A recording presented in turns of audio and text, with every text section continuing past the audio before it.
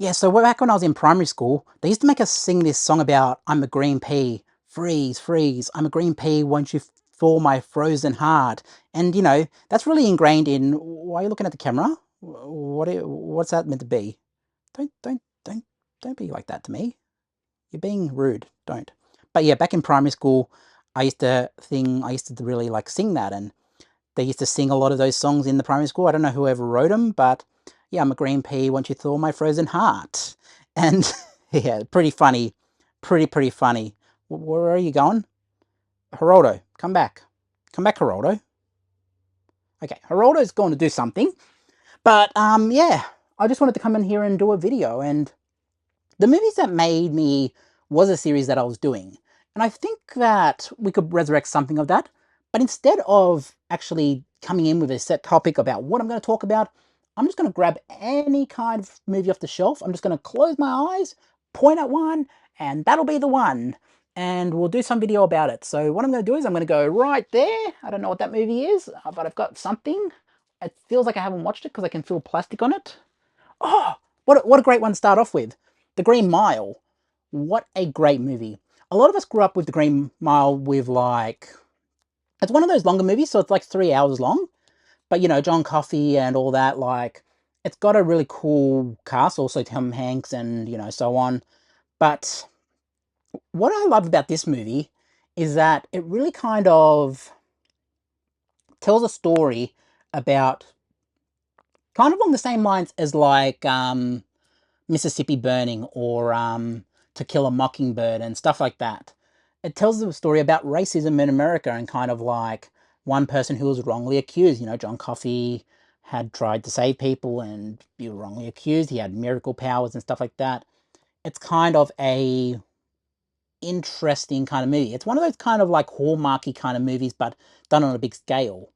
And I really enjoyed this movie growing up because it kind of, when you're getting into movies and you're really getting into like the rental days, you would try to go for a longer movie so you could have a longer experience. Now, some movies you'd get 20 minutes, 30 minutes in, and it'll be like, this is boring, turn it off. But then with stuff like The Green Mile, it would be almost like a privilege to watch a movie like that. And when we talk about privilege of movies, I think a lot of us underestimate how good movies can be when they're made properly. Now, I obviously haven't seen the 4K copy. I note that it is sealed still. I haven't opened it. I probably should open it because it's one of my favorite movies, and I do want to rewatch The Green Mile, probably at some point. But yeah, there's a lot of stuff with The Green Mile where the acting performances are great. You have what's the mouse's name? I forget the mouse's name. If someone knows the mouse's name, um, there's the kind of thing at the back, but I don't know I forget the mouse's name is. Mr. something. I forget the name exactly, but yeah, little things about that, and the chair, the electric chair. It's based around like there's prison. It's death row. Walking the mile, walking the green mile. We got a dead man walking here. The quotes in this are quite hilarious as well. Uh, I think we really take for granted how good a movie like this can be, and we don't see many movies like this anymore, where big budget, well acted, well executed, length for the sake of telling the story rather than length for the sake of length. Now, I know some people do like longer movies, like the Avatar movies. I know James Cameron needs a bit of a longer movie to tell a story in a set world. I know there's people like Martin Scorsese who's really pushing it at the moment. Oppenheimer also with Christopher Nolan was a bit long. I felt like that could have probably been told in a little bit of a shorter time, but he wanted to get that longest IMAX film ever made. But for what I think like a lot of movies do get it right. Even Nolan, when he made Oppenheimer, was like, nope, this is art, and you're watching it as art. That's the whole point. Absolute cinema. Someone's going to clip that up. Absolute cinema. They're going to put my face to Martin Scorsese, and I don't know. But this is absolute cinema. This is absolute cinema. And I really enjoy this movie because it does tell the story of something that, is a period of time where things have moved on since then, but there's still a lot of this still happening in jail systems around the world, and like people obviously in jail that shouldn't be in jail, and people who aren't in jail that probably should have been in jail. I'm not going to comment on anything like that, but there's a lot of stuff that the world is awakening to, and you see stuff like this, and it shows us that even movies like from 20 years ago, and even movies like To Kill a Mockingbird, which is all the way up the top, I believe, or it might even be behind me. In fact, it might be behind me. Where is To Kill a Mockingbird? There it is. It's right there. I'm gonna get To Kill a Mockingbird because it's another great movie. Even movies like To Kill a Mockingbird show that even 60 odd years ago, topics like this were very present in the minds of filmgoers and in literature and stuff like that. So I think with what we look at now as film, a lot of it does have some sort of messaging, and messaging in films has always been there. Don't get me wrong, people say, oh, it's become woke now, it's become this and that. While I have to agree to a certain point about some sort of the activism in movies does come across as problematic because they're pushing it a bit too much, I do want natural characters. That being said, I don't want James Bond to be a woman or change to a woman. That being said, Bond is misogynistic. It's kind of part of the character. He is a product of the Cold War, a product of like coming out of World War II, and that's by kind of scene. That's the point of Bond. That's kind of the core of the character.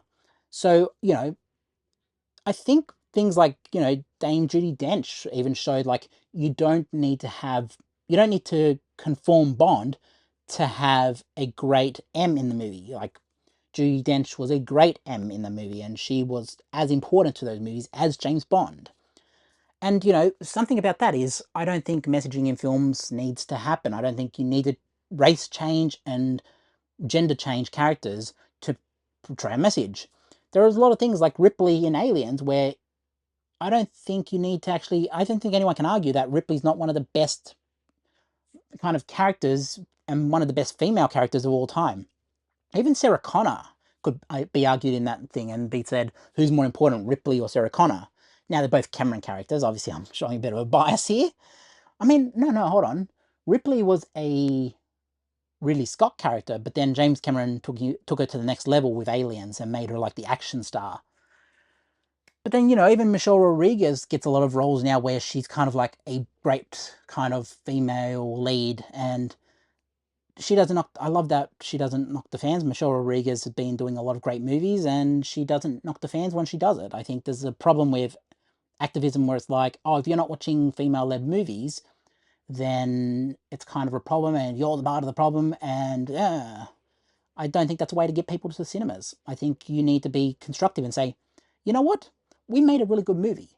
And yes, it's female-led, but we made a really good movie. And we think that this movie's for everyone, not just women, but everyone. We think everyone will enjoy this movie. That is a great way to think about how to portray a movie.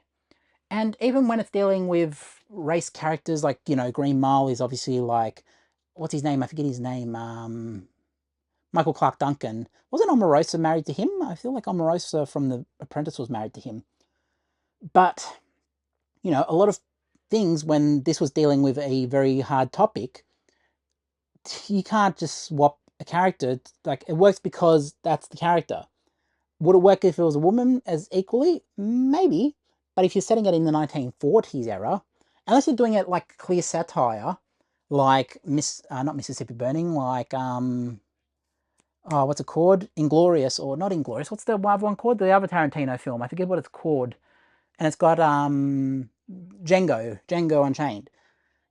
It's clearly meant to be taking a bit of a laugh at, oh, this is satire, this is what it's meant to be.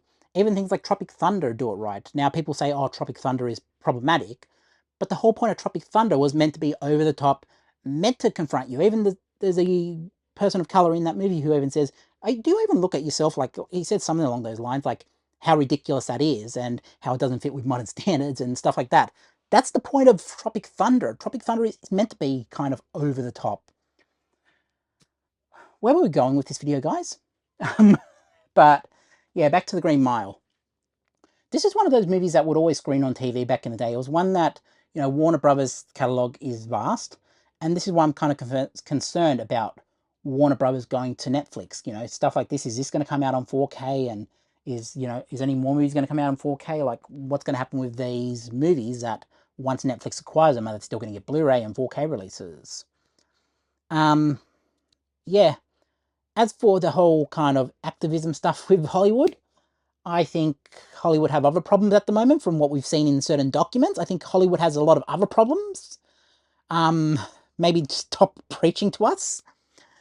But also, as I said, when a character is done right, like John Coffey, that character's done right, as is Tom Hanks' character, done very right. I forget what Tom Hanks' character is named. Paul Edgecombe.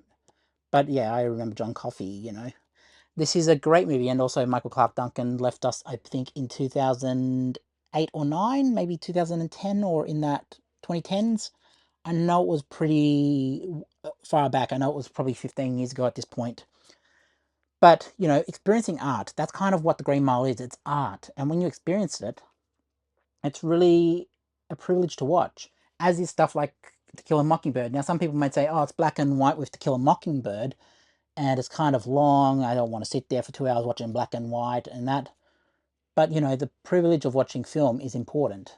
And, films like this where Gregory Peck, I was going to say Jimmy Stewart for some reason. Gregory Peck is excellent in this movie as Atticus, he's great in this movie. Or is it, he plays Atticus Finch? Is it Atticus Finch? Yeah, Atticus Finch, I was right.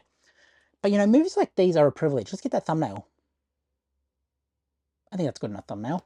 But, movies like these are a privilege to watch. And I think that we take for granted how important films are and why swapping characters out for other characters and trying to get diversity up.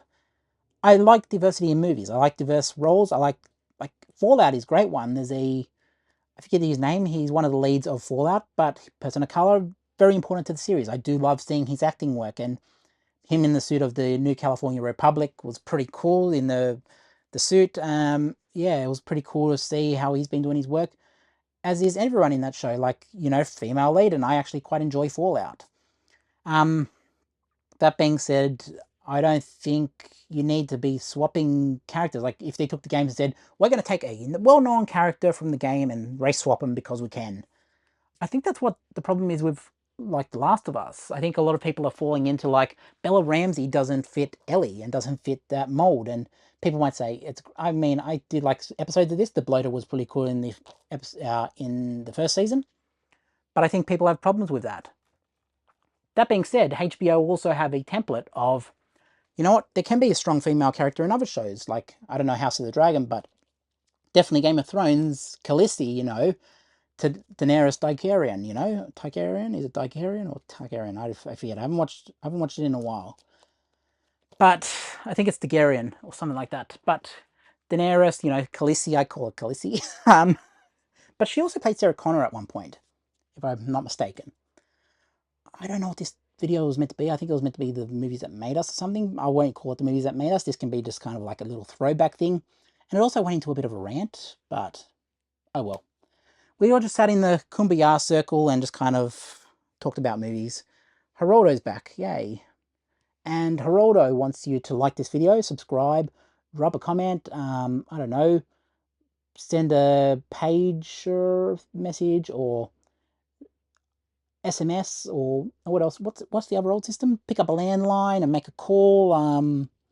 What else did people used to do? Pages. I think I said pages, didn't I, Geraldo? I said pages. Yeah. What else did people used to do back in the day? Do you remember MSN? Like live MSN? That was pretty cool as well. MSN was mad back in the day. Instant message back when it was in its infancy. Now let me know what you think. And yeah, what was that? Did you just make a noise? Anyways, Um, watch a couple of videos. I'll put a couple of videos here, and I don't know how I'm going to get off camera without thing because I'm sitting down. I'll just have to fall back, and I'll do like a Tommy Wiseau kind of room death. Watch the videos behind me, and I'll catch you in the next one.